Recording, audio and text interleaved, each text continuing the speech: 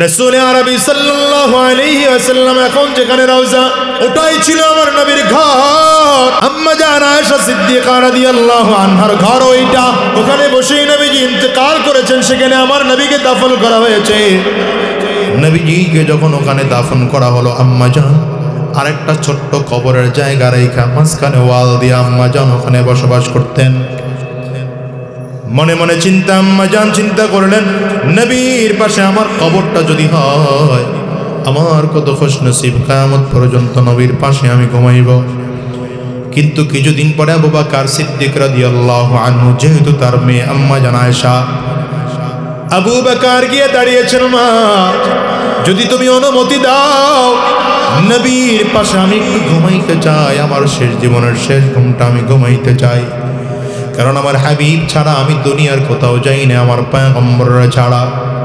হিজরতে আমার নবী গিয়েছেন, আমার সাথে নিয়ে গিয়েছেন, যত জায়গায় আমার নবী গিয়েছেন আমার সাথে করে নিয়ে গিয়েছেন। আমার নবী আমার ছাড়া কোথাও যাই নাই। মন বড় চায় একসাথে যদি নবীর সাথে জমিন থেকে বিদায় হতে পারতাম, কিন্তু নবী আমার আগে চলে গিয়েছেন। মাগো তুমি যদি আমার অনুমতি দাও, আমার নবীর পাশের কবরটা যেন আমার হয়। আম্মা জান হযরত আবু বকর সিদ্দিকর অনুমতি দিয়ে দিয়েছেন। সামনে আর একটা কবরের জায়গা রেখে আবার ওয়াল দিয়েছেন। আম্মা জান মনের নিয়ত, আমার বাবার পাশে আমার নবীর পাশে আমার কবর হবে। কিন্তু আজকে হযরত ওমর অনুমতি চায় বসছেন, সন্তানরে পাঠাইছেন, যাও আম্মা জান যদি অনুমতি দেয় তাইলে ওই জায়গায় আমি ওমর একটু ঘুমাইতে চাই। আম্মা জানের মনে পড়ে গেছে ওই হাদিসের কথা, বুখারীর মধ্যে আছে, মুসলিমের মধ্যে আছে, তিন বন্ধু একসাথে ঘুমাবে, এর একটা ইশারামূলক হাদিস পাওয়া যায়। শোনাবো হাদিসটা।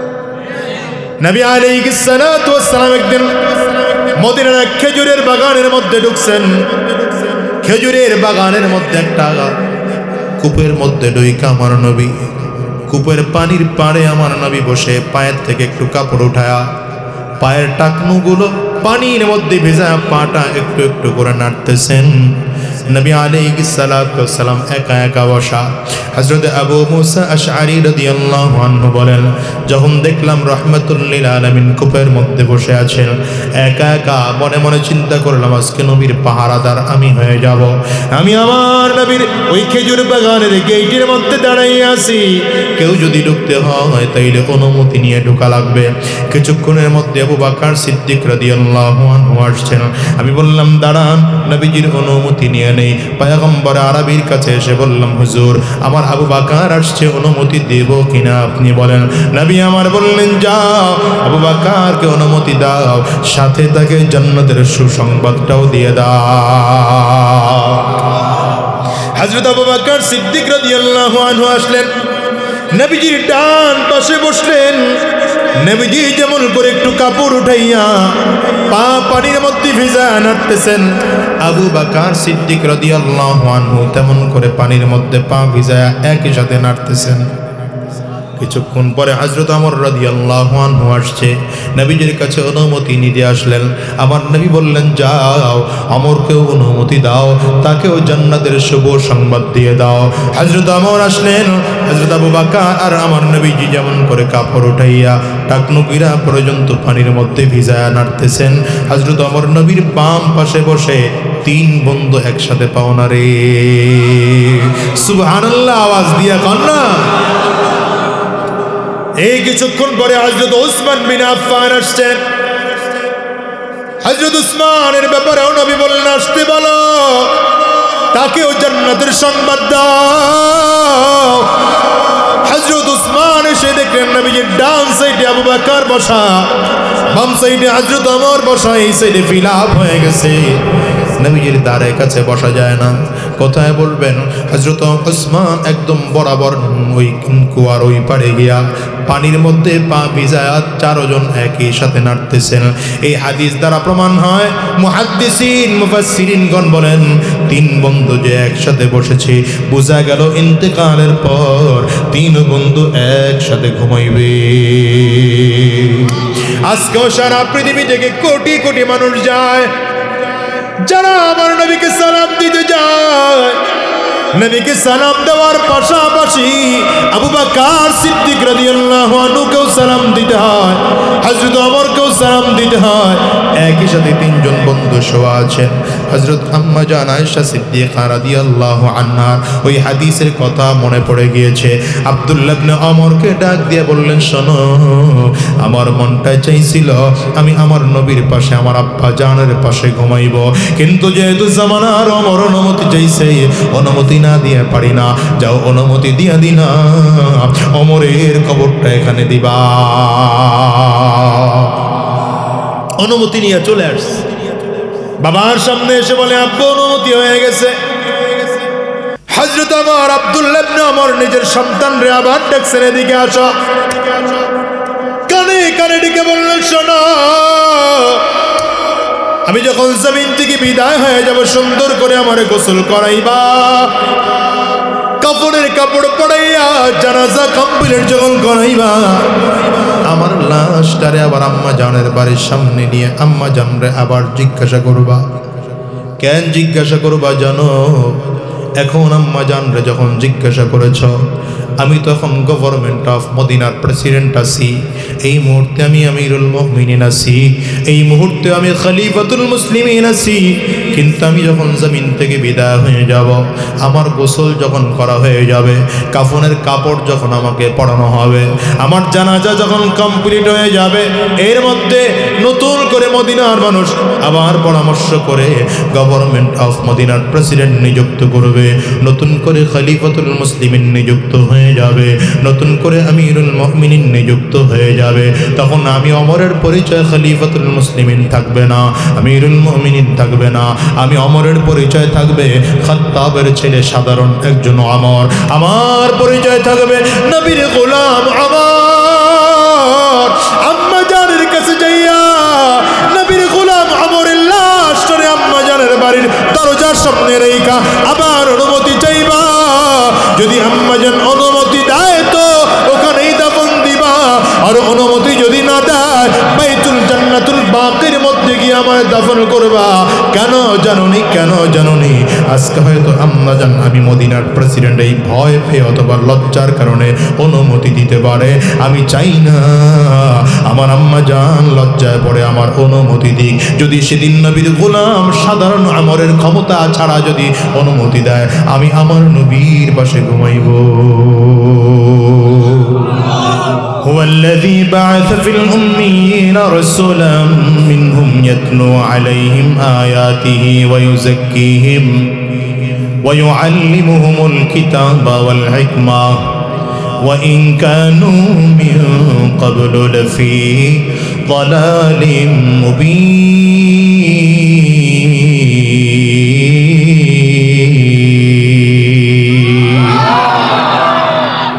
আল্লাহ বলেন, আমি জগতের মাঝে একজন মূর্খদের মাঝে একজন নবী পাঠাইলাম।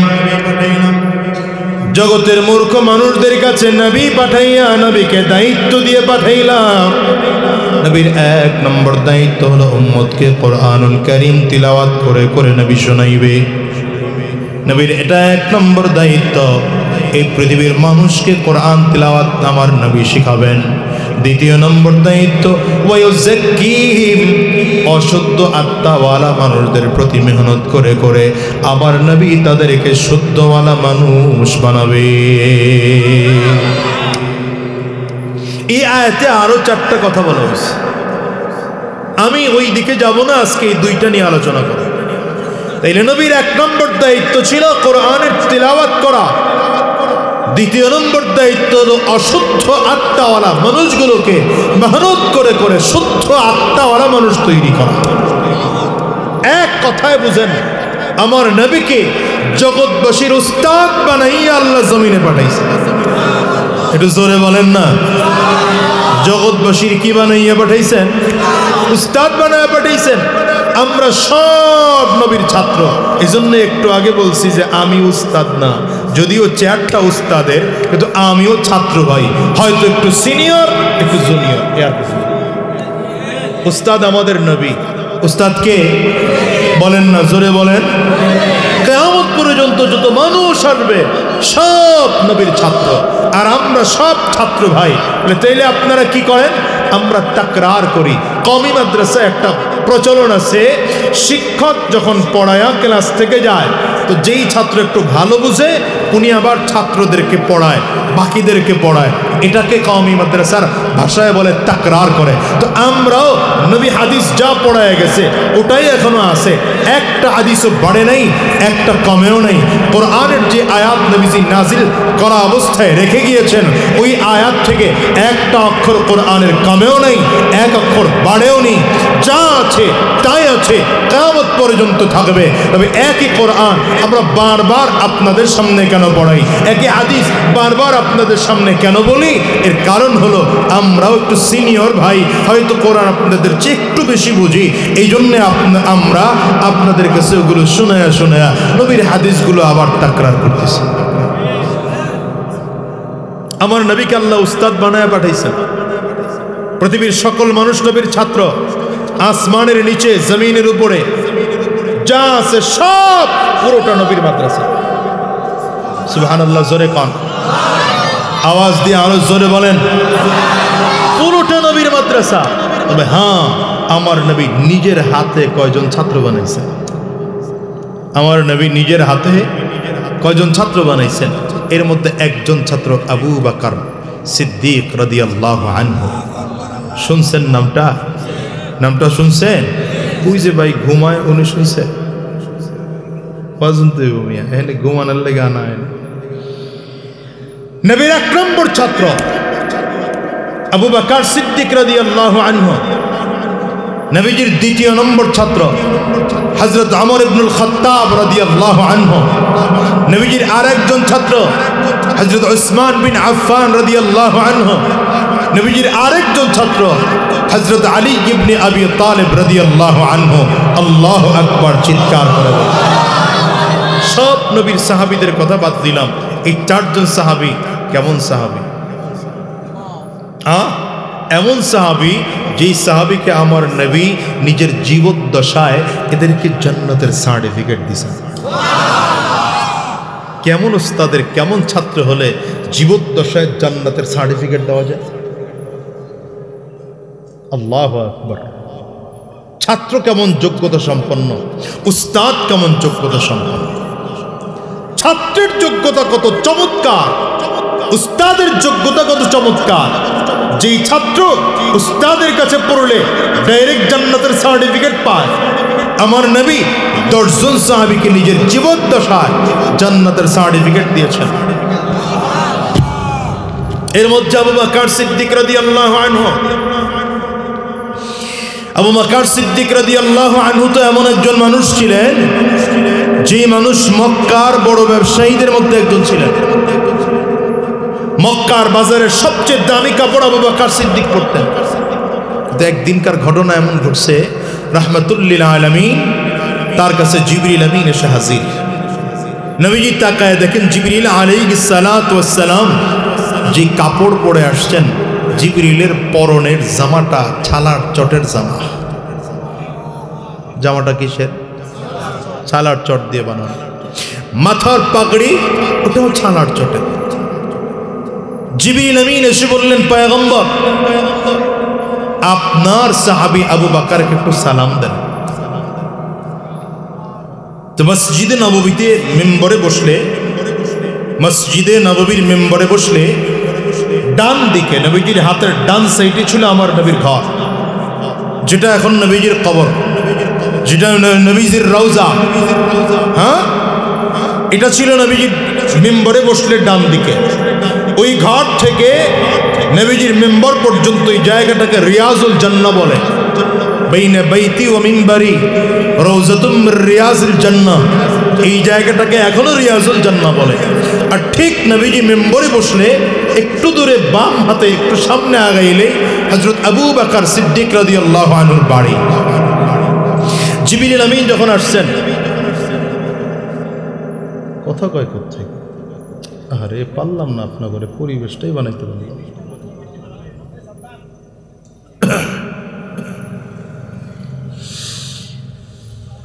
রাসূল আরবি সাল্লাল্লাহু আলাইহি ওয়াসাল্লাম এত ধমকাই কেন জানেন? মাহফিল অনেক হয় ভাই, ফায়দা হয় না। আপনি খুঁজে দেখেন, আগের চেয়ে বক্তাও বাড়ছে, শ্রোতাও বাড়ছে, হ্যাঁ, মাহফিল কমিটিরও অভাব নেই, বক্তার ডায়েরিও খালি নেই। কিন্তু খুঁজে দেখেন তো হিদায়াত প্রাপ্ত লোকের সংখ্যা দিন দিন কমে যেতেছে। এর কারণ হলো, এক সময় দেশে কনসার্ট হইতো, এরা মনে করে কনসার্ট করে না, এখন মাহফিল করে। অথচ এখানে কোরআনের কথা বলা হচ্ছে, হাদিসের কথা বলা হচ্ছে। নবীর সামনে সাহাবাই কেরাম যখন হাদিস শুনতে বসতেন, এমন মনোযোগ দিয়ে বসতেন যেই মনোযোগে একটা পাখি যদি সাহাবীদের ঘাড়ের উপরে এসে বসতো, তাহলে পাখি বুঝতো না জীবিত কোনো মানুষের ঘাড়ে বসছি না মৃত কোনো কাঠের উপরে বসছি। জায়গাটি নষ্ট হয়ে গেছে। আমি এই জন্যে, যদিও এই লাইনে ঢুকে পড়ছি, এই জন্য বেরোতে পারতেছি না। তো এই মাহফিলগুলো আমার কাছে খুব খারাপ লাগে না, এটা হওয়া উচিত না। এখানে আসছে দিন শিখতে ভাই। কোরআনকে যদি আমরা তাজিম করি, কোরআনকে যদি এত ইজ্জত করি, তাহলে কোরআনের কথা যেখান থেকে হয় সেটারও তো ইজ্জত করা দরকার। কি কথা কন না কেন? খুব হিসাব করে, এগুলো আপনার করে বুঝাইতে পারবো না। মাদ্রাসায় পড়া হুজুররা এমনি আলেম হয় না মিয়া। কোরআনকে ইজ্জত করে যেমন, কোরআনের শিক্ষক উস্তাদদেরকেও ঠিক তেমন ইজ্জত করে। যাই হোক, আপনারা রাগ করতেছেন আমি বুঝি, আর এটা রাগ করার কথা তো, এমনি করে দম খাইলে রাগ হইব না তো। হ্যাঁ, আবু বকর সিদ্দিকের বাড়ি কোন দিকে ছিল বললাম? বাম দিক থেকে আয়েশা নবীজির বাম পাশে এসে দাঁড়িয়েছেন, জিবরিল আমিন নবীজির ডান পাশে দাঁড়াইছেন। আমার নবী তাকায় দেখেন আবু বকর সিদ্দিক রাদিয়াল্লাহু আনহুর পরনের কাপড়টা যেমন জিবরিলের পরনের কাপড়টাও ঠিক তেমন, আবু বকর সিদ্দিক রাদিয়াল্লাহু আনহুর মাথার পাগড়িটা যেমন ছালার চোটের, হযরত জিবরিল আমিনের মাথার পাগড়িটাও ঠিক তেমন ছালার চোটের। নবীজি একবার এদিকে তাকায়, একবার এইদিকে তাকায়, কার পোশাক কে পড়েছে ডেকে বললেন, আবু বকর তুমি জিবরিলের পোশাক পরছো না জিবরিল তোমার পোশাক পরছে? জিবরিল আমিন বলেন, হুজুর আমার পোশাক আবু বকর পরবে কেন, বরঞ্চ আমি আবু বকরের পোশাক পরেছি। হুজুর আমি একা নয়, আসমানের সব ফেরেশতারা আজকে আবু বকরের পোশাক পরেছে। রহমতুল্লিল আলামিন আবু বকর সিদ্দিকের দিকে তাকায় কাঁদতেছেন যে এই আবু বকর তো সেই আবু বকর, যে আবু বকর মক্কার সবচেয়ে বড় ব্যবসায়ী ছিল, মক্কার বাজারের দামি কাপড় দিয়া জামা বানাইতো এই আবু বকর। আজকে সে আবু বকর ইসলাম গ্রহণ করার কারণে ফকির হয়ে গেছে, ছানার চট দিয়ে জামা বানাইছে। আপনি মনে করেন না যে আবু বকর সিদ্দিক গরিব ছিলেন, না, ইসলাম গ্রহণ করার আগে ধনী মানুষ ছিলেন। বড় বড় ব্যবসায়ীরা আবু বকর সিদ্দিকের কাছ থেকে পরামর্শ নিয়ে ব্যবসা করত। তো এত ফকির হলো কেন? ফকির হওয়ার কারণ হলো আবু বকর সিদ্দিক নিজেই বলেন, হুজুর আমার কাছে তিনটা জিনিস দুনিয়ার সবচেয়ে প্রিয়, এর মধ্যে এক নম্বর প্রিয় আন-নাজরু ইলা ওয়াজহি রাসূলিল্লাহ। পয়গম্বর আমার কাছে দুনিয়ার মধ্যে তিনটা জিনিস সবচেয়ে প্রিয়, এর মধ্যে এক নম্বর প্রিয় আন-নাজরু ইলা ওয়াজহি রাসূলিল্লাহ। আপনার সুন্দর চেহারার দিকে তাকিয়ে থাকা আমি আবু বকরের কাছে সবচেয়ে প্রিয়। দ্বিতীয় নম্বর প্রিয় ইনফাকু মালি আলা রাসূলিল্লাহ, দ্বিতীয় নম্বর আমার কাছে প্রিয় আপনি দ্বীনের জন্য আমার সম্পদগুলো চাইবেন, আর আমার সম্পদগুলো দ্বীনের জন্য আপনার জন্য খরচ করা আমার কাছে বড় প্রিয়। আবু বকর সিদ্দিক রাদিয়াল্লাহু আনহুর কাছে আরো একটা প্রিয় আছে। ডেকে বলেন, পয়গম্বর আমার একটা বাচ্চা মেয়ে আছে, বয়স খুব কম, মাত্র 6 বছর বয়স, নাম তার আয়েশা।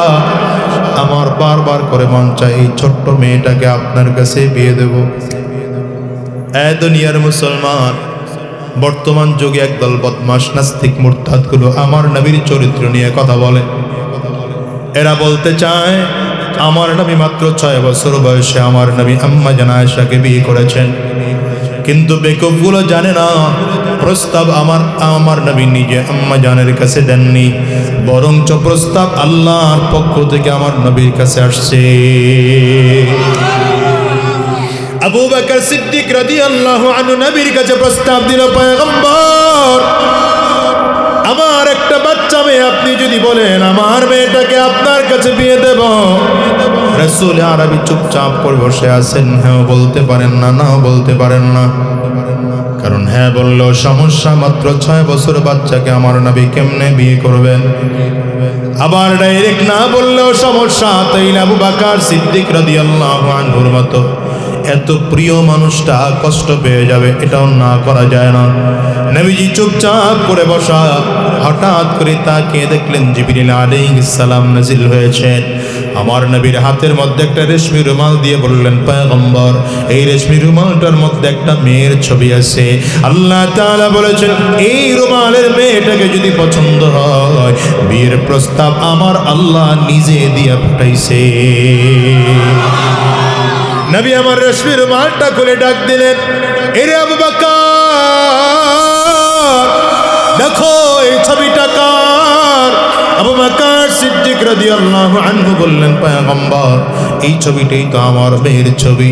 পয়গম্বর আরবি বলেন, এরে আবু বকর এখন তোমার মেয়েটা ছোট না বড়, ভালো না মন্দ, সুন্দর না অসুন্দর, দেখার কোনো প্রয়োজন নাই, আমি নবী বিয়ে করার জন্য তৈয়ার। আম্মা জানের সাথে যদিও বিয়ে হয়েছে 6 বছর বয়স, কিন্তু আম্মা জানকে নবীজি তার ঘরে উঠায় নিয়ে আসছেন 9 বছর বয়সে। কেন নিয়ে আসছেন? বুখারীর বিভিন্ন হাদিস দিয়ে পাওয়া যায় 9 বছর বয়সে ওই যুগের মানুষ মেয়েরা সাবালিকা হয়ে যেত। একজন সাবালিকা মেয়েকে নবীজি তার ঘরে নিয়ে আসছেন, এটা নিয়ে প্রশ্ন ওঠার কথা নয়। মুসলমান 1400 বছর পর্যন্ত এটা নিয়ে কেউ প্রশ্ন করে নাই। আম্মা জানের কোনো আপত্তি ছিল না, আমার নবীর অন্যান্য বিবিদের কোনো আপত্তি ছিল না, আম্মা জানের বাবা আবু বকর সিদ্দিক রাদিয়াল্লাহু আনহুর কোনো আপত্তি ছিল না, অন্যান্য আম্মা জান হাফসা রাদিয়াল্লাহু আনহার বাবা হযরত ওমরের কোনো আপত্তি ছিল না, মক্কার কোনো সাহাবীর আপত্তি ছিল না, মদিনার কোনো সাহাবীদের আপত্তি ছিল না, এমনকি নবীজির চরম শত্রু আবু জাহালের আপত্তি ছিল না। আবুল আহাব উতবা সাহেবা নবীজির চরম শত্রু, যারা আমার নবীকে পাগল বলে গালি দিয়েছে, আমার নবীকে জাদুকর বলে গালি দিয়েছে, আমার নবীকে কবি আর গণক বলে গালি দিয়েছে, এমন কোনো ঘৃণ্য ভাষা নাই যেই ভাষা দিয়ে আমার নবীকে গালি দেয় নাই, কিন্তু কেউ আমার নবীর চরিত্র নিয়ে কথা বলতে পারে নাই। কারণ আমার নবীর চরিত্র এত চমৎকার ছিল, এত চমৎকার ছিল, এটা মক্কার কাফির মুশরিক আবু জাহাল আবুল আহাব উতবা সাহেবাও ভালো করে জানতো। আজকে 1450 বছর পর্যন্ত আমার নবীর চরিত্র নিয়ে কেউ কথা বলতে পারে নাই, কিন্তু এখন নতুন করে বাংলাদেশে দেখি এমন কিছু নাস্তিক তৈরি হয়েছে যারা আবার নবীর চরিত্র নিয়ে কথা বলে। আম্মা জানকে মাত্র 6 বছর বয়সে নবীজি বিয়ে করার কারণে এই বদমাশগুলো আমার নবীকে চরিত্রহীন বলে গালি দেয়, আমার নবীকে ধর্ষক বলে গালি দেয়, আমার নবীকে নারী নবী বলে গালি দেয়। আমি বলবো এরা ইসলামের দুশ্মন, মানবতার দুশ্মন, দেশের দুশ্মন, জাতির দুশ্মন, ঠিক কিনা জোরে কর। নাস্তিকদের প্রধান কাজ হলো ইসলামের বিরুদ্ধে কথা কওয়া, এটা প্রধান কাজ। নাস্তিকদের মূল থিওরি তারা সৃষ্টিকর্তা বলে কাউকে মানে না। তাইলে নাস্তিকরা সব ধর্মের বিরোধিতা করবে, কিন্তু আমরা নাস্তিকদের দিকে তাকাইয়ে দেখি এরা হিন্দুদের বিরুদ্ধে বলে না, খ্রিস্টানদের বিরুদ্ধে বলে না, নাস্তিকরা বৌদ্ধদের বিরুদ্ধে বলে না, এরা শুধু মুসলমানদের বিরুদ্ধে বলে। এর কারণটা কি জানেন মুসলমান? জানেন, এরা ভালো করে জানে এই দেশে দ্বন্দ্ব বাঁধানোর জন্য সাম্প্রদায়িক সম্প্রীতি, বহু আগ থেকে এই দেশে ছিল সাম্প্রদায়িক সম্প্রীতি। তবে যদি এটা নষ্ট করতে হয় মুসলমানদের বিরুদ্ধে কথা বলতে হবে, ঠিক কিনা বলো না? এরা ইতিহাস জানে না, ইতিহাসই তো জানে না। এই কম বয়সী মেয়েকে বিয়ে করলে যদি চরিত্রহীন হয়, আরেকটা তথ্য আপনার করে দেওয়া যায়। বর্তমান প্রধানমন্ত্রীর লেখা কথাটা ভালো করে বুঝা শুনে হিসাব করেন।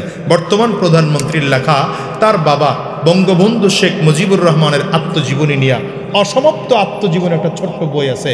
এই বইটার মধ্যে লেখা যে বঙ্গবন্ধু যখন বর্তমান প্রধানমন্ত্রীর মা শেখ ফজিলাতুন্নেসাকে বিয়ে করেন তখন তার বয়স ছিল মাত্র 3 বছর। আর এটা নাউজুবিল্লাহর কিছু নাই, কথা কয় না, তখন বয়স ছিল কত? তার মানে এটা দোষের ছিল না, কথা কয় না। বর্তমান সরকারের আইন আলাদা বিষয়, শরিয়াতের হিসাব আলাদা বিষয়। কিন্তু নাস্তিকদেরকে বলি, পারলে বঙ্গবন্ধুর বিরুদ্ধে কথা কও, যা করে তাকায় রয়েছে, বুঝাই না দুনিয়ার কিছু। নাস্তিকরে বলি, পারলে বঙ্গবন্ধুর বিরুদ্ধে কথা বলা, আওয়ামী লীগের নেতারা তোমার জিহ্বা টেনে ছিঁড়ে ফেলবে, ওটা ওরা ভালো করেই জানে। শোনো, আমরা বঙ্গবন্ধুকে যতটা ভালোবাসি তার চেয়ে 1000 গুণ আমার নবীকে বেশি ভালোবাসি। এদেশের আওয়ামী লীগের ভাইয়েরা আমার নবীকে ভালোবাসে, বিএনপির লোকেরা আমার নবীকে ভালোবাসে, জাতীয় পার্টি জামাত জাসদ বাসদেরাও আমার নবীকে ভালোবাসে। কথা বলে না কেন? রাস্তিকার মুরতাদ যদি আমার নবীকে চরিত্রহীন বলে গালি দেয়, নবীকে নিয়ে কথা বলে, ওর জিহ্বা টেনে ছিঁড়ে ফেলা দরকার। হাত তুলে বলো ঠিক কেনা? সাহস হয় কি করে? 92% মুসলমানের দেশ এটা। এই দেশে আর কারো লোক পাই না নবীর বিরুদ্ধে কথা বলতে হবে। তার মানে এখান থেকেও ঘৃণ্য চক্রান্ত আর ষড়যন্ত্রের গন্ধ পাওয়া যায়। আস্তে কম কেন, জোরে বলেন।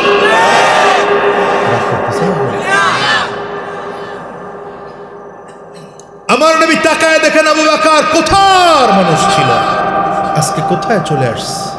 হ্যাঁ, কত সম্পদওয়ালা মানুষ, আজকে সে রাস্তার ফকিরের মতো দাঁড়ায় রয়েছে।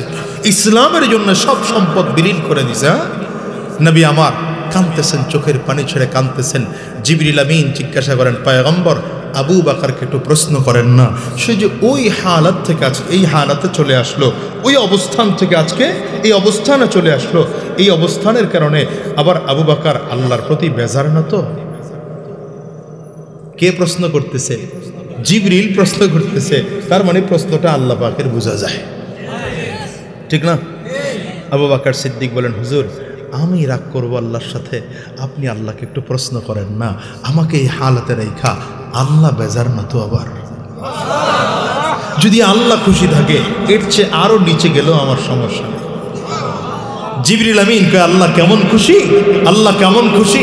আমি এখানে কেন আসছি হুজুর জানেন? আসার একমাত্র কারণ আমার আল্লাহ তাআলা। জিবরিল আমিন বলেন, আমার আল্লাহ আজকে আপনার কাছে পাঠাইছেন আবু বকরকে সালাম দেওয়ার জন্যে। আল্লাহ আমাকে সালাম দিয়ে আবু বকরের জন্য পাঠাইছেন। বাংলাদেশের একজন মেম্বার সাহেব যদি আপনার ইনভাইটেশন কার্ড পাঠায়, ভাব সবই আলাদা, কথা কয় না? যদি মেম্বার সব না পাঠায়, চেয়ারম্যান সব পাঠায়, তাহলে ভাবটা আরো বাইরে যায় না? যদি এমপি সব পাঠায়, কথা কয় না? যদি ইনভাইটেশন কার্ডটা মন্ত্রী মহোদয়ের হয়, আর যদি প্রধানমন্ত্রী বানায় তো এলাকার কেউ কেয়ারই করে না। চেয়ারম্যান সবরে কয় সাইড হমিয়া, প্রধানমন্ত্রী আমারে ডাকছে গণভবনে জমিয়া। আবু বকর সিদ্দিক রাদিয়াল্লাহু আনহুকে কে সালাম পাঠিয়েছে? আঙ্গুলটা উঁচা করে আওয়াজ দিয়ে বলেন না, কেমন দামি সাহাবী, কেমন দামি সাহাবী, যে সাহাবীকে আমার আল্লাহ নিজে সালাম পাঠায়। আল্লাহু আকবার চিৎকার করে বলো।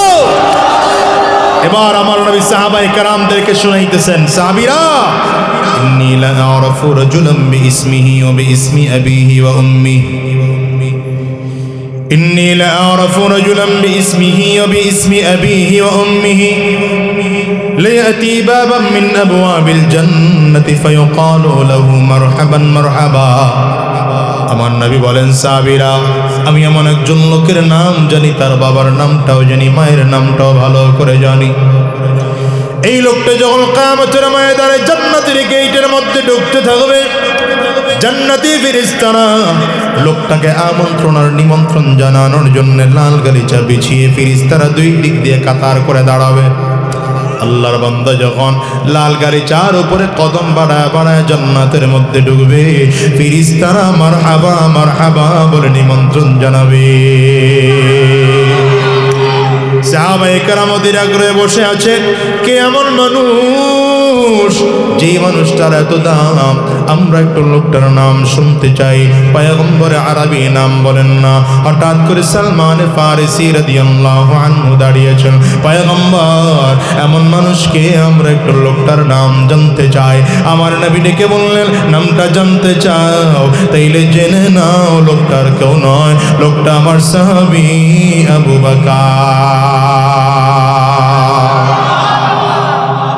নবী আমার ফজরের নামাজের পরে সাহাবায়ে কেরামদেরকে ডেকে বলেন, সাহাবীরা, ইন্নী রাআইতু কসরান ফি নাওমি, আজকের রাত্রিতে স্বপ্নের মধ্যে একটা দামি বিল্ডিং দেখলাম। দামি বিল্ডিংটা 4টা দেওয়াল দিয়ে তৈরি করা হয়েছে। এর মধ্যে একটা দেওয়াল জান্নাতি লাল রঙের স্বর্ণ দিয়ে বানানো, আর একটা দেওয়াল জাবরজাত পাথর দিয়ে বানানো, আর একটা দেওয়াল জান্নাতি ইয়াকুত পাথর দিয়ে বানানো, আর একটা দেওয়াল জান্নাতি মণি মুক্তা দিয়ে বানানো। এই 4টা দেওয়াল তৈরি করতে গিয়া মাঝখানে কোনো বালু আর সিমেন্ট ব্যবহার করা হয় নাই। নবী বলেন, মাঝখানে ব্যবহার করা হয়েছে মিশক আর আম্বর, নিচের ফ্লোরটা বানানো হয়েছে জাফরান। আরবি বলেন, এত দামি বিল্ডিং দেখে জিজ্ঞাসা করলাম, লিমান হাদা, এত সুন্দর ঘরটা কার? একজন এসে বললেন, ফাতাম মিন কুরাইশ, এটা কুরাইশ বংশের একজন যুবকের। পয়গম্বরে আরবি বলেন, যানান্তু ইন্নী মিন কুরাইশ ওয়া ইন্নাহু লি, আমি মনে মনে চিন্তা করলাম আমিও তো কুরাইশ বংশের একজন যুবক, তাইলে মনে হয় জান্নাতের বাড়িটা আমার জন্যই বরাদ্দ করা হয়েছে। নবী আমার বলেন, এক কদম দুই কদম সামনের দিকে বাড়াইলাম, হঠাৎ করে আল্লাহর ফেরেশতা এসে ডেকে বলে, পয়গম্বর, এই বাড়িটা আপনার নয়, এই বাড়ি আপনার সাহাবী ওমরের। নবী আমার 2জন সাহাবীর জান্নাতের সার্টিফিকেট দিয়ে দিলেন। এই জন্যই তো বলি, রে যুবক, পয়গম্বর আরবি সাল্লাল্লাহু আলাইহি ওয়াসাল্লাম মসজিদে নববীর মিম্বরে বসে বয়ান করতেছেন। হঠাৎ করে সাহাবায়ে কেরাম দেখলেন নবী আমার বসা অবস্থায়, হঠাৎ করে নবীজি দাঁড়িয়ে গেলেন। সাহাবায়ে কেরাম তাকিয়ে আছেন, পয়গম্বর কেন বসার থেকে দাঁড়াইলেন? হঠাৎ করে খেয়াল করে আমার নবী ডান হাতে আবু বকর সিদ্দিক রাদিয়াল্লাহু আনহুকে ধরে দাঁড় করিয়েছেন, বাম হাতে হযরত ওমর ইবনুল খাত্তাবকে ধরে দাঁড় করিয়েছেন। 3 জনে একসাথে দাঁড়িয়েছেন। চিন্তা করেন তো দৃশ্যটা কেমন দেখা যায়। মসজিদে নববীর মিম্বরে আমার নবী দাঁড়ানো, ডান হাতে আবু বকর, বাম হাতে হযরত ওমর, 3 জনে একসাথে দাঁড়িয়েছেন। আমার নবী দাঁড়িয়ে সাহাবায়ে কেরামদেরকে জিজ্ঞাসা করে, সাহাবীরা, আমাদের 3 জনরে কেমন দেখা যায়? জোরে কোন না, আয় আওয়াজ দিয়া বলেন না। সাহাবায়ে কেরাম চিৎকার করে বলেন, মা আহসানা হাদাল মানদার, দেখতে কত সুন্দর দেখা যায়। নবী আমার ডেকে বলে, এই যে ডান হাতে আবু বকরকে ধরলাম, বাম হাতে ওমরকে ধরলাম, এইভাবে কিয়ামতের ময়দানে আমার 2 সাহাবীকে 2 হাতে নিয়া আল্লাহর সামনে দাঁড়াইব। আল্লাহু আকবার, জোরে বলো। সার্টিফিকেট দিচ্ছেন জান্নাতের, এক একজনের জান্নাতের সার্টিফিকেট দিচ্ছেন। হ্যাঁ, এমন ছাত্র তৈয়ার করেছেন যেই ছাত্র জীবদ্দশায় জান্নাতের আপনি হাত দেখাইলে হবে না। কি সমস্যা কও না আমারে? আরে বাবা, যুবক মানুষের যদি এই সমস্যা, শুনেন, এমন ছাত্র যেই ছাত্র দুনিয়ায় থাকা অবস্থায় কি পায়? জান্নাতের সার্টিফিকেট কথা কয় না কেমনে জান্নাতের সার্টিফিকেট পাইছে কারণ হলো সাহাবায়ে কারাম ওই মানের ছাত্র ছিলেন কেমনে সার্টিফিকেট পেয়েছেন উস্তাদ সেই মানের ছিলেন উস্তাদকে এক নজর দেখা ছাড়া কেউ থাকতে পারে না দুনিয়ার যত কাজ থাকে এসে আমার নবীর পাশে থাকবে হ্যাঁ দুনিয়ার যত কাজ থাকুক না কেন এসে আমার নবীর পাশে থাকবে এমন চমৎকার ছাত্র বানাইছেন যেই ছাত্র কোটি কোটি টাকার সম্পদ পড়ে থাকে তারপরেও সামনে ধরে না এই আমার নবী 23 বছরের জিন্দেগিতে একটা বিল্ডিং বানানোর ফিকির করেন নাই মিয়া রাস্তা নির্মাণ করার ফিকির করেন নাই ও মিয়া একটা ব্রিজ আর কালভার্ট তৈরি করার ফিকির নবীজি করেন নাই বলে কেন করেন নাই অবশ্য সেই যুগে এটার প্রচলনও ওই পরিমাণ ছিল না কিন্তু সবচেয়ে বড় যে কারণটা সেটা হলো নবী এই জাতিকে শিখায় গেছেন একটা দেশ উন্নতির জন্য আমরা মনে করি বিল্ডিং বড় বড় বিল্ডিং তো সেই জাতি সব থেকে উন্নত জাতি রাস্তাঘাট ভালো তো সেই দেশ বুঝি সবচেয়ে উন্নত কিন্তু না আমার নবী শিখায় গেছেন একটা দেশ উন্নত করতে হলে দেশটাকে যদি সর্বোচ্চ চূড়ায় পৌঁছিয়ে নিতে হয় দেশ উন্নতির জন্য রাস্তাঘাট যা বেশি প্রয়োজন এই বিল্ডিং যতটা বেশি প্রয়োজন ব্রিজ আর কালভার্ট নির্মাণ করা যত বেশি প্রয়োজন তার চেয়ে হাজার গুণ প্রয়োজন ওই দেশের নাগরিকদেরকে চরিত্রবান বানানো কারণ চরিত্রবান নাগরিক যদি তৈরি না হয় তাহলে বাজেট হবে 100 টাকা কাজ হবে 10 টাকার 90 টাকা আমগর পকেটে আপনাগর কথা কইলাম না আমি যেহেতু চেয়ারম্যান আমার পকেটেই নিলাম আর কথা কয় না কিন্তু দেশের নাগরিক যদি ভালো হয় 100 টাকা 100 টাকারই কাজ হবে আসতে কয় কেন আসতে কয় কেন এখন আমরা খুঁজে খুঁজে বাইর করি যেটা সবচেয়ে বেশি খারাপ ওইটারে ধরে জনপ্রতিনিধি বানাই ঠিক কইতেও কষ্ট হইতেছে না যে যত বেশি ভালো খাইতে পারে চুরি কইরা তারে বড় দায়িত্বটা দেয় আপনি বড় ডালন মানে যেন বেশি খাইতে পারে অথচ নবীর যুগে সাহাবায়ে কেরামদেরকে প্রশিক্ষণ দিয়ে এমন বানাইছেন কোটি কোটি টাকার সম্পদ পড়ে আছে যারে কাছেও যায় না যাবে তো দূরের কথা দেশের রাষ্ট্রের ক্ষমতাকে এরা আমানত মনে করেছে আমানত মনে করেছে হযরত ওমর ফারুক রাদিয়াল্লাহু আনহুর কথা মনে পড়ছে শোনাবো রাগ করতেছেন বুঝি হযরত ওমর যখন অর্ধ পৃথিবীর শাসক 2.25 কোটি বর্গ মাইলের শাসক এই ক্ষমতাবান ব্যক্তিরা যদি শুনে থাকেন আমার এই কথাগুলো আপনারা ভালো করে শুনে রাখেন দিলের মধ্যে কথাটা গেঁথে নেন কি বলি শুনেন নবীর সাহাবী হযরত ওমর অর্ধ পৃথিবীর শাসক ছিলেন আমেরিকা এখন তো আমেরিকা আমাদের সবক শোনায় আধুনিকতার সবক আমেরিকা আমাদের আধুনিকতার সবক দেয় রাশিয়া আমাদের আধুনিকতার সবক শোনায় চায়না আমাদেরকে আধুনিকতার সবক শোনায় আরে মিয়া এই আমেরিকা রাষ্ট্র যখন তৈরি হয় নাই ওরা সাপ আর কুচ্চা খায়া বাস্ত পোশাক পরতে হয় এটাই জানতো না সেই সময় গোটা পৃথিবী শাসন করা মুসলমান আমরা আপনারা অনেকে মন থেকে ঠিক কইতে পারেন না কিন্তু এটাই বাস্তব কথা এটাই সত্য কথা এটাই ঠিক কথা কিন্তু মুসলমান নিজের অস্তিত্ব ভুলে যাওয়ার কারণে আজ মুসলমান পদদলিত লাঞ্ছিত আর অপমানিত আমেরিকা আবিষ্কারে পয়গম্বর সুলাইমান আলাইহিস সালামের কথা বলছি মিয়া সিংহাসন আকাশের মধ্যে উড়ায় চলছেন ফুয়েল লাগে নাই ইঞ্জিন লাগে নাই বিমান লাগে নাই পাইলট লাগে নাই সিংহাসন আকাশের মধ্যে উড়েছে বলেন তখন আমেরিকা ছিল না হযরত ওমর যখন গোটা পৃথিবী শাসন করেছেন 3 ভাগের 2 ভাগ শাসন করেছেন তখন আমেরিকার অস্তিত্ব ছিল না কয়দিন আগে আবিষ্কার হয়েছে আমেরিকা আর আমাদের সবক নিতে হবে আধুনিকতার সবক তাদের কাছ থেকে মনে রাখবা ইসলাম সর্বশ্রেষ্ঠ আধুনিক ধর্ম কিন্তু আমরা যখন ইসলামটারে বানায় ফেলেছি খালি নামাজ আর রোজা আর হজ আর যাকাত আর কিচ্ছু নাই তখন আমরা ইসলামটাকে সংকুচিত করে ফেলেছি বরঞ্চ ইসলাম হলো এই কোরআন হলো কমপ্লিটলি কোড অফ লাইফ ইসলাম পরিপূর্ণ জীবন ব্যবস্থা বুঝতে পারলে বুঝে আর যারা বুঝতে পারে না এরা খালি কোরআনে বাবার মৃত্যুবার্ষিকীতে পড়ায় হুজুর দাওয়াত নিয়ে পড়ায়া 1000 টাকা হাদিয়া দেয়া ঠেইলা দাগ খায়া জান্নাতে পাঠায় বাবা। রাগ করেন না বাজান, রাগ করেন না। আপনারা এই কথাগুলো শোনার জন্য প্রস্তুত না, আমি বুঝি, কিন্তু কিয়ামতের দিনে আল্লাহ যেন না ধরে চোরার ঘরের চোরা, কোরআন চুরি করছোস কেন, আল্লাহ যেন আমার এটা না জিগায়। এই জন্য কথাগুলো বইলা গেলাম। মানার দায়িত্ব আপনার, না মানার দায়িত্ব আপনার। আমি আল্লাহর কাছে বলতে বলবো, আল্লাহ আমি বইলে আসছিলাম। অর্থ পৃথিবীর শাসক আমার সিরিয়ায় গিয়েছেন। কোথায়? সাথী ছিলেন দুইজন, হযরত ওসমান আর হযরত আলী। এই দুইজন সাথীকে নিয়ে কই গেছেন?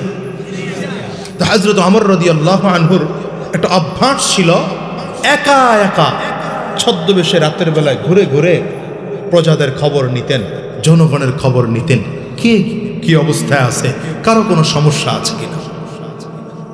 হযরত ওমর একা একা ঘুরতেছেন সিরিয়ায়।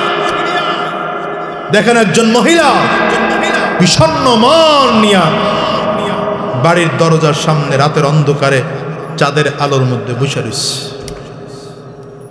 হযরত ওমর গিয়া সালাম দিয়েছেন, আসসালামু আলাইকুম ওয়া রাহমাতুল্লাহ, আম্মা জান ভালো আছেন? মহিলা বলছে হ্যাঁ ভালো আছি। হযরত ওমর জিজ্ঞাসা করে, মা আপনি ওমরের নাম শুনেছেন? বলে নাম শুনছি, তবে আল্লাহ যেন আর কোনোদিন ওর নাম আমারে না শোনায়, আমি ওর মুখও দেখতে চাই না। কার সামনে দাঁড়ায় ওটা? হযরত ওমর চিন্তা করলেন, ব্যাপার কি, এই মহিলা তো ক্ষিপ্ত কেন, এত রাগান্বিত কেন মহিলা? হযরত ওমর মাথা নিচু করে মহিলার সামনে মাটির মধ্যে বসে পড়ছে। খুব মনোযোগ দিয়ে শুনেন, কি হয়েছে মা আপনার? আজকে 5 বছর হয়ে গেছে ওমর শাসন। এই 5 বছরের মধ্যে আজ পর্যন্ত ওমরের লোকজন এসে আমার খবর নিল না আমি মহিলা মানুষ কি অবস্থায় আছি। আমার স্বামী নাই, আমার সন্তান নাই, বৃদ্ধ মানুষ, মানুষের বাড়ি কাজ করে খাবো সেই পরিস্থিতিও আমার নাই। আমার 5 বছরের মধ্যে আমার খবর নেই। কিসের শাসক হতে পারে? আমি শাসকের চেহারাও আল্লাহ যেন কোনোদিন আমার না দেখায়। কথা বলতে বলতে মহিলা এক পর্যায়ে বইলা ফেলাইছে, আজকে ওমরের অনেক ক্ষমতা, এই জন্য ওমরের শাসন দিয়ে বেড়ায়, ক্ষমতা দেখায় বেড়ায়। কিয়ামতের ময়দানে ওমরও যা থাকবে, আমি বুড়ি মহিলাও তা থাকবো, ওমরের ধইরা আল্লাহর সামনে দাঁড় করাবো। হযরত ওমর দেখতে বুঝলেন মামলা বড় কঠিন মামলা। কোথায় ঠেকাইছে? বসে পড়েছেন হযরত ওমর মাটির মধ্যে। মহিলার সাথে কথা বলতে বলতে এক পর্যায়ে বলছেন, মা আমি আপনার দুঃখগুলো কিনতে চাই, আপনি আমার দুঃখগুলো বিক্রি করবেন? বেটা দুঃখ বিক্রি করা যায়? যদি আপনি বিক্রি করেন তাহলে আমি 5 দিরহাম দিয়ে কিনতে চাই। 5 দিরহাম মানে বুঝেন? প্রায় এই বর্তমান হিসাব করলে 5 ভরি স্বর্ণের উপরে। বলে না বিক্রি করবো না। 10 দিরহাম দেব? হবে না, বিক্রি হবে না। 15 দিরহাম? না বিক্রি হবে না। 20 দিরহাম দেব? মহিলা 20 দিরহামের কথা শুনে মানে 20 ভরির উপরে স্বর্ণ। তো চিন্তা করছে তাইলে ফাওয়ের উপরে টাকা কামাইলে ঠিক আছে, 20 দিরহাম দিয়ে আমার সব দুঃখগুলো বিক্রি করব। হযরত ওমরের সাথে কথাবার্তা ক্লিয়ার। মহিলা 20 দিরহামের মাধ্যমে কি করছে? দুঃখ বিক্রি করে দিছে। এই মুহূর্তে হযরত আলী আর হযরত ওসমান রাদিয়াল্লাহু আনহুমা খুঁজতেছেন। খুঁজতে খুঁজতে দূর থেকে তাকায় দেখে ওই যে আমিরুল মুমিনিনকে দেখা যায়। দূর থেকে দাঁড়ায় হযরত আলী রাদিয়াল্লাহু আনহু ডাক দিয়েছেন, ইয়া আমিরুল মুমিনিন। মহিলা লাফ দিয়ে দাঁড়ায় গেছে, কে রে? আমিরুল মুমিনিন কোত্থেকে আসবে এখানে? আমিরুল মুমিনিন মানে বুঝেন নাই? হযরত ওমরের উপাধি। মহিলা লাফ দিয়ে দাঁড়ায় গেছে, কেউ তো আর নাই।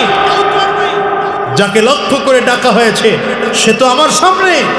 উনি কি এই কি যুগের ওমর নাকি? মহিলা হযরত আলীকে লক্ষ্য করে বলে, কারে ডাকছ? তোমার পায়ের সামনে যে বসা সে অর্ধ পৃথিবীর শাসক ওমর বসা। মহিলা হাত জোর করে কাঁদতেছে, খলিফাতুল মুসলিমিন আমিরুল মুমিনিন, বুঝতে পারি নাই, ক্ষমা চাই, আসলে 5 বছরে আপনার কোনো লোক, আপনার কোনো প্রতিনিধি আমার খবর দেয় নেই। সে দুঃখে আর কষ্টে, শুনেছি আপনার অনেক সুনামের কথা, কিন্তু আমি কষ্ট পেয়েছি এই জন্যে। নবীর একজন সাহাবী, আরে ভাই কোথায় সিরিয়া, কোথায় মদিনা, চাইলেই কি সম্ভব খবর নেওয়া? বাংলাদেশের প্রধানমন্ত্রী বাংলাদেশের সবাই খবর নিতে পারে? প্রধানমন্ত্রী বহুত দূরী হিসাব রাখেন না। আপনার এলাকার ওয়ার্ডের মেম্বার আপনার প্রতিটা জনগণের খবর নেওয়া সাধ্য আছে? সেখানে কোথায় সিরিয়া, কোথায় মদিনা? মহিলা হাত জোর করে কাঁদতেছেন, হযরত ওমর আমার ক্ষমা করে দেন, মাফ করে দেন, ভুল করছি, আপনার বিরুদ্ধে কথা বলে ফেলছি। হযরত ওমর কয় কাজ হবে না, মাফ টাপ চায় লাভ নাই। নিজের চাদর ছিঁড়েছেন, নিজের চাদরটা ছিঁড়ে কলম হাতে দিয়া 20 দিরহাম দিয়া কয় মা লিখে দেন, আপনার সাথে আমার প্রতি আপনার কোনো দাবি নাই, 20 দিরহামের বিনিময়ে আপনার সব দুঃখগুলো আমার কাছে বিক্রি করেছেন। মহিলা বাধ্য হয়েছে লিখে দিতে, লিখে দিছে। 20 দিরহাম তো পাওয়া গেছে। কাগজের টুকরাটা নিয়ে হযরত আলী রাদিয়াল্লাহু আনহুর হাতে দিছে, ভাই এটা রাইখা দাও, এটা রাইখা দাও। আমি ওমর যদি তোমার আগে জমিন থেকে বিদায় হয়ে যাই, আমার কাফনের কাপড়ের সাথে কাপড়ের টুকরা দিয়ে দিবা। কেন দিবা? কিয়ামতের ময়দানে মহিলা যদি আল্লাহর সামনে আমার বিরুদ্ধে মামলা দায়ের করে, সেদিন এই কাগজের টুকরা মালিকরে দেখাবো, আল্লাহ আয় আল্লাহ, তুমি দেখো এই মহিলার সাথে দুনিয়ায় বসে আমার টাকার বিনিময়ে চুক্তি হয়ে গেছে, তুমি আমার আসামের কাঠগড়ায় দাঁড় করায় না।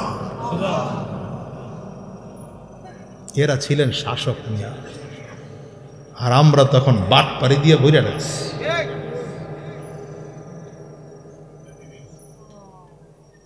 আহা কি যুগ, সেটা সোনালী যুগ ছিল। এই হযরত ওমর ইন্তেকালের আগ মুহূর্তে নিজের সন্তানরে পাঠাইছেন, আম্মা জান আয়েশা সিদ্দিকা রাদিয়াল্লাহু আনহার কাছে পাঠিয়েছেন। হযরত ওমর ইন্তেকাল করবেন, ইন্তেকালের আগ মুহূর্তে নিজের সন্তান আব্দুল্লাহ ইবনে ওমরকে হযরত আম্মা জান আয়েশার কাছে পাঠাইলেন, বাবারে তাড়াতাড়ি আমার আম্মা জানের কাছে যাও। কেন বাবা? বলে ছোট্ট একটু অনুমতি নেওয়ার জন্য যাও। কি অনুমতি? আমার বারবার করে মনটায় চায় আমার বন্ধুর পাশে আর আমার হাবিব মুহাম্মদুর রাসূলুল্লাহর পাশে যদি আম্মা যেন অনুমতি দেয়, আমার মরণ হলে আমার কবরটা যেন একটু ওইখানে হয়। রাসূল আরবি সাল্লাল্লাহু আলাইহি ওয়াসাল্লাম এখন যেখানে রওজা, ওটাই ছিল আমার নবীর ঘর। আম্মা জান আয়েশা সিদ্দিকা রাদিয়াল্লাহু আনহার ঘর ওইটা। ওখানে বসেই নবীজি ইন্তেকাল করেছেন, সেখানে আমার নবীকে দাফন করা হয়েছে। নবীজিকে যখন ওখানে দাফন করা হলো, আম্মা জান আরেকটা ছোট্ট কবরের জায়গা রেখা মাঝখানে ওয়াল দিয়ে আম্মা জান ওখানে বসবাস করতেন। মনে মনে চিন্তা, আম্মা জান চিন্তা করলেন, নবীর পাশে আমার কবরটা যদি হয়, আমার কত খুশনসিব, কিয়ামত পর্যন্ত নবীর পাশে আমি ঘুমাইব। কিন্তু কিছুদিন পরে আবু বকর সিদ্দিক রাদিয়াল্লাহু আনহু, যেহেতু তার মেয়ে আম্মা জান আয়েশা, আবু বকর গিয়ে দাঁড়িয়েছেন, মা যদি তুমি অনুমতি দাও, নবীর পাশে আমি একটু ঘুমাইতে চাই, আমার শেষ জীবনের শেষ ঘুমটা আমি ঘুমাইতে চাই। কারণ আমার হাবিব ছাড়া আমি দুনিয়ার কোথাও যাই না, আমার পয়গম্বররা ছাড়া। হিজরতে আমার নবী গিয়েছেন, আমার সাথে নিয়ে গিয়েছেন, যত জায়গায় আমার নবী গিয়েছেন আমার সাথে করে নিয়ে গিয়েছেন। আমার নবী আমার ছাড়া কোথাও যাই নাই। মন বড় চায় একসাথে যদি নবীর সাথে জমিন থেকে বিদায় হতে পারতাম, কিন্তু নবী আমার আগে চলে গিয়েছেন। মাগো তুমি যদি আমার অনুমতি দাও, আমার নবীর পাশের কবরটা যেন আমার হয়। আম্মা জান হযরত আবু বকর সিদ্দিকর অনুমতি দিয়ে দিয়েছেন। সামনে আর একটা কবরের জায়গা রেখে আবার ওয়াল দিয়েছেন আম্মা জান। মনের নিয়ত, আমার বাবার পাশে আমার নবীর পাশে আমার কবর হবে। কিন্তু আজকে হযরত ওমর অনুমতি চায় বসছেন, সন্তানরে পাঠাইছেন, যাও আম্মা জান যদি অনুমতি দেয় তাইলে ওই জায়গায় আমি ওমর একটু ঘুমাইতে চাই। আম্মা জানের মনে পড়ে গেছে ওই হাদিসের কথা, বুখারীর মধ্যে আছে, মুসলিমের মধ্যে আছে, 3 বন্ধু একসাথে ঘুমাবে, এর একটা ইশারামূলক হাদিস পাওয়া যায়। হাদিসটা? নবী আলাইহিস সালাতু ওয়াস সালাম একদিন মদিনার খেজুরের বাগানের মধ্যে ঢুকছেন। খেজুরের বাগানের মধ্যে একটা কূপের মধ্যে ঢুইকা আমার নবী, কূপের পানির পাড়ে আমার নবী বসে পায়ের থেকে একটু কাপড় উঠায়া পায়ের টাকনুগুলো পানির মধ্যে ভেজা পাটা একটু একটু করে নাড়তেছেন। নবী আলাইহিস সালাতু ওয়াস সালাম একা একা বসা। হযরত আবু মুসা আশআরী রাদিয়াল্লাহু আনহু বলেন, যখন দেখলাম রাহমাতুল লিল আলামিন কূপের মধ্যে বসে আছেন একা একা, মনে মনে চিন্তা করলাম আজকে নবীর পাহারাদার আমি হয়ে যাব। আমি আমার নবীর ওই খেজুর বাগানের গেটের মধ্যে দাঁড়াইয়ে আছি, কেউ যদি ঢুকতে হয় তাইলে অনুমতি নিয়ে ঢোকা লাগবে। কিছুক্ষণের মধ্যে আবু বকর সিদ্দিক রাদিয়াল্লাহু আনহু আসছেন। আমি বললাম দাঁড়ান, নবীজির অনুমতি নিয়ে নেই। পয়গম্বর আরবীর কাছে এসে বললাম, হুজুর আমার আবু বকর আসছে, অনুমতি দেব কিনা আপনি বলেন। নবী আমার বললেন, যাও আবু বকরকে অনুমতি দাও, সাথে তাকে জান্নাতের সুসংবাদটাও দিয়ে দাও। হযরত আবু বকর সিদ্দিক রাদিয়াল্লাহু আনহু আসলেন, নবীজির ডান পাশে বসলেন। নবীজি যেমন করে একটু কাপড় উঠাইয়া পা পানির মধ্যে ভিজা নাড়তেছেন, আবু বকর সিদ্দিক রাদিয়াল্লাহু আনহু তেমন করে পানির মধ্যে পা ভিজায়া একই সাথে নাড়তেছেন। কিছুক্ষণ পরে হযরত ওমর রাদিয়াল্লাহু আনহু আসছে, নবীজির কাছে অনুমতি নিতে আসলেন। আমার নবী বললেন, যাও ওমরকেও অনুমতি দাও, তাকেও জান্নাতের শুভ সংবাদ দিয়ে দাও। হযরত ওমর আসলেন, হযরত আবু বকর আর আমার নবীজি যেমন করে কাপড় উঠাইয়া টাকনুকিরা পর্যন্ত পানির মধ্যে ভিজায়া নাড়তেছেন, হযরত ওমর নবীর বাম পাশে বসে তিন বন্ধু একসাথে পাওনা রে। সুবহানাল্লাহ, আওয়াজ দিয়া কন্যা। এই কিছুক্ষণ পরে হযরত উসমান বিন আফফান আসছেন। হযরত উসমানের ব্যাপারেও নবী বললেন, আসতে বলো, তাকেও জান্নাতের সংবাদ দাও। হযরত উসমান এসে দেখলেন নবীজির ডান সাইডে আবু বকর বসা, বাম সাইডে হযরত ওমর বসা, এই সাইডে ফিলাপ হয়ে গেছে। নবীজির দ্বারের কাছে বসা যায় না, কোথায় বলবেন? হযরত উসমান একদম বরাবর ওই কুয়ার ওই পাড়ে গিয়া পানির মধ্যে পা ভিজায়া চারজন একই সাথে নাড়তেছেন। এই হাদিস দ্বারা প্রমাণ হয়, মুহাদ্দিসিন মুফাসসিরিনগণ বলেন, তিন বন্ধু যে একসাথে বসেছে, বোঝা গেল ইন্তেকালের পর তিন বন্ধু একসাথে ঘুমাইবে। আজকেও সারা পৃথিবী থেকে কোটি কোটি মানুষ যায়, যারা আমার নবীকে সালাম দিতে যায়। নবীকে সালাম দেওয়ার পাশাপাশি আবু বকর সিদ্দিক রাদিয়াল্লাহু আনহুকেও সালাম দিতে হয়, হযরত ওমরকেও সালাম দিতে হয়। একই সাথে তিনজন বন্ধু শোয়া আছেন। হযরত আম্মা জান আয়েশা সিদ্দিকা রাদিয়াল্লাহু আনহা ওই হাদিসের কথা মনে পড়ে গিয়েছে। আব্দুল্লাহ ইবনে ওমরকে ডাক দিয়ে বললেন, শোনো, আমার মনটা চাইছিল আমি আমার নবীর পাশে, আমার আব্বা জানের পাশে ঘুমাইব, কিন্তু যেহেতু জামানার ওমর অনুমতি চাইছে, অনুমতি না দিয়ে পারি না, যাও অনুমতি দিয়া দিনা ওমরের কবরটা এখানে দিবা।